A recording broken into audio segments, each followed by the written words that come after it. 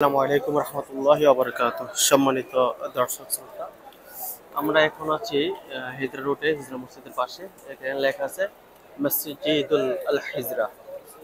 এই লেখাটি এখানে আরবিতে লেখা আছে। আমরা ইনশাআল্লাহ যাচ্ছি যে সকলেই আজকে মসজিদে আয়েশা রাদিয়াল্লাহু তাআলা আনহা যেখান থেকে মিকাত করেছিলেন ওমরার জন্য, এই স্থান সময় মতো যাচ্ছি। আমাদের সাফা মারাটা অবশ্যই সকল হাজিগণ ওনাদেরকে নিয়ে, সকল হাজিগণ বলতে যারা ইচ্ছা পোষণ করেছে যে এই মসজিদে আয়েশা যাবে, একমাত্র তাদেরকে নিয়ে যাচ্ছি ইনশাল্লাহ। এখন আমরা গাড়ি তুলব।